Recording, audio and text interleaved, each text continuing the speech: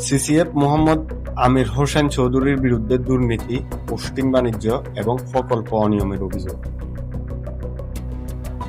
বাংলাদেশ বন অধিদপ্তরের শীর্ষ প্রশাসনিক পদে থাকা মোহাম্মদ আমির হোসেন চৌধুরীকে ঘিরে একাধিক অভিযোগ উঠেছে। অভিযোগগুলোর মধ্যে রয়েছে উন্নয়ন প্রকল্পে অনিয়ম, বদলি ও পদায়নে দুর্নীতি, পদোন্নতির স্বচ্ছতার অভাব এবং প্রশাসনিক সিদ্ধান্ত গ্রহণে অনিয়ম।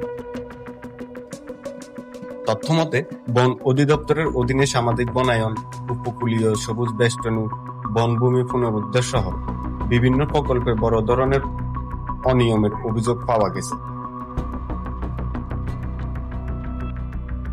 আমির হোসেনের তত্ত্বাবধানে থাকা অনেক প্রকল্পের কাজ কাগজে সম্পন্ন দেখানো হলেও বাস্তবে তা হয়নি বা আংশিকভাবে হয়েছে বলে দাবি করা হয়েছে।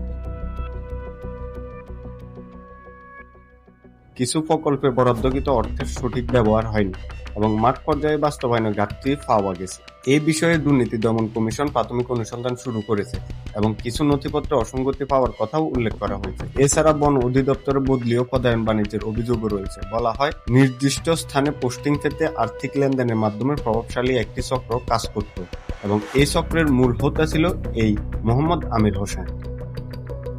প্রশাসনিক দুর্বলতা এবং অভ্যন্তরীণ সিদ্ধান্ত গ্রহণ প্রক্রিয়ায় স্বচ্ছতার অভাবের কথাও উঠেছে। কিছু ক্ষেত্রে আদালতের নির্দেশনা যথাযথভাবে বাস্তবায়ন না হওয়ার অভিযোগও উল্লেখ করা হয়।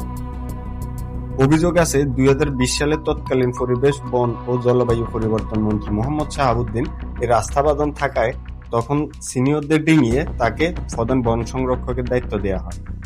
এইসব অভিযোগ আমির হোসেন অস্বীকার করে দাবি করেছেন যে এটি একটি উদ্দেশ্য প্রণোদিত অপপ্রচার যা কিছু স্বার্থান্বেষী মহল দ্বারা চালানো হচ্ছে।